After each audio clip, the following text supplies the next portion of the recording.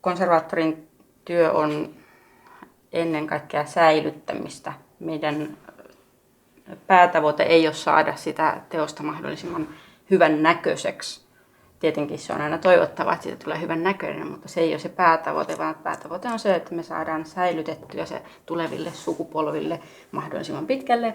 Ja kaikki tämmöiset materiaalit, niin kuin huonolaatuiset liimat, teipit, taustapahvit sun muut, jotka nopeuttaa sitä paperin vanhenemisreaktiota, niin niistä pyritään pääsemään eroon.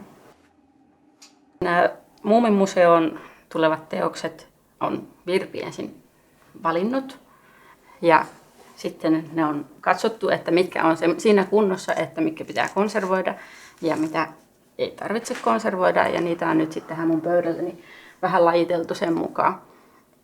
Että tässä päällimmäiset teokset on niitä, jotka kaipaa konservointia, ja sitten tuo alimpana on ne teokset, jotka ei niin välttämättä kaipaa konservointia, riippuen nyt vähän, että mikä tämä meidän aikataulu tulee tässä olemaan ennen Muumimuseon valmistumista.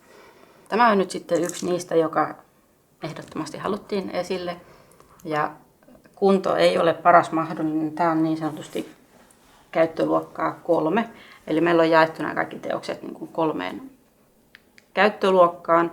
1 on semmoinen, joka on sen verran hyväkuntoinen, että niitä voidaan lainata ihan maailmalle pitkiinkin kiertonäyttelyihin.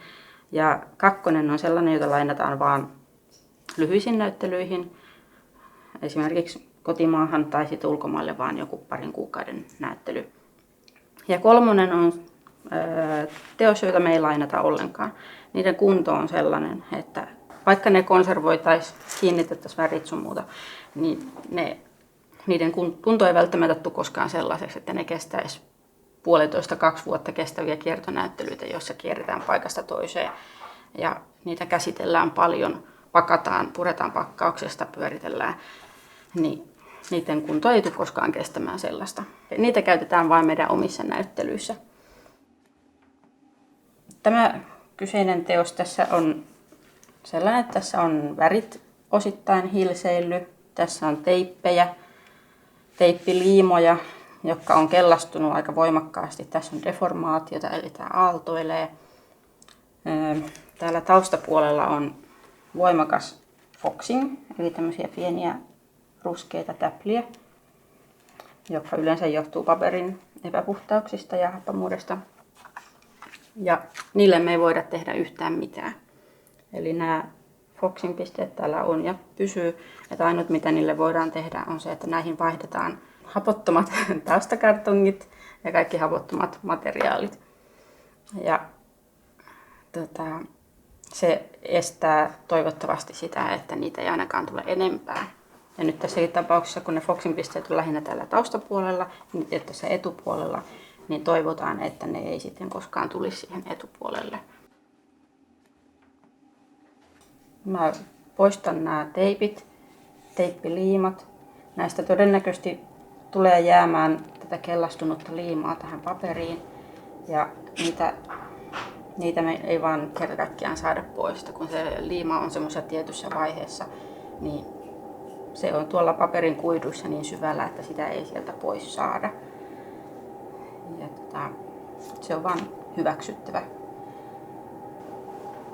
Ja näistä nyt sitten jää muistoksi nämä rumat keltaiset tahrat, jotka kertoo siitä, että tässä on ollut teippejä, jotka Tuve Jansson on itse laittanut. Värit kiinnitetään tuollaisella Junfunori-liimalla, joka keitetään ensin 3 tuntia tietyssä lämpötilassa vesihauteessa, ja sitten me käytetään tuollaista hienoa sumutuslaitetta. Siitä tulee semmoinen niin hieno sumu, että se menee kaikkiin noihin pieniin huokosiin ja kiinnittää toivottavasti ne värit sitten niin, että ne ei lähde siitä sitten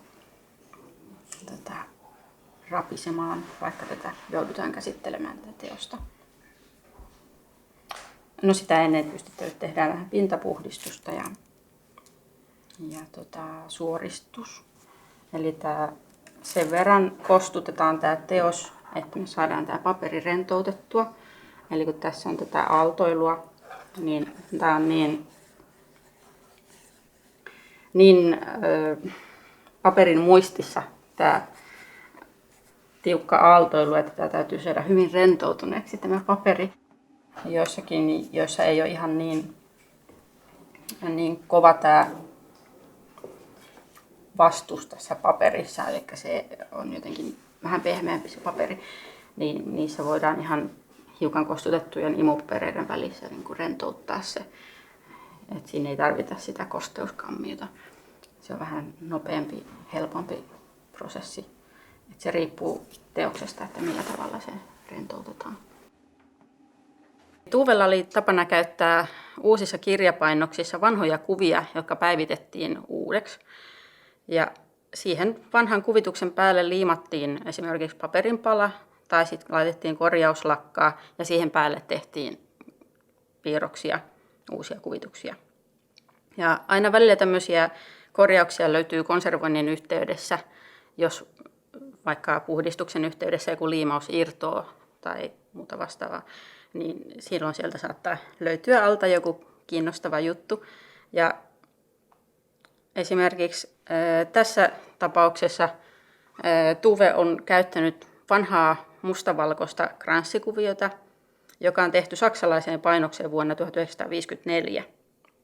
Ja sitten myöhemmin Tuve on peittänyt nämä saksankieliset tekstit tästä liimaamalla päälle muumipeikon, ja kranssi on väritetty ja sitä on käytetty uudestaan norjalaiseen ensipainokseen kansikuvaan vuonna 1960.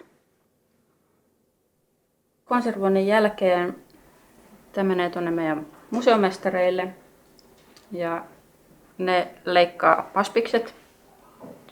Tässäkin kun on ikivanhat paspikset, nämä on ties kuinka vanhat, niin ne täytyy vaihtaa ja nyt Muumimuseoon tulee tämmöisiä moniaukkopaspiksia, niin ne sitten museomestarit leikkaa ja ne sitten joko museomestari tai konservaattori kiinnittää niihin taustopahveihin ja ne tulee sitten sellaiseen vitriiniin.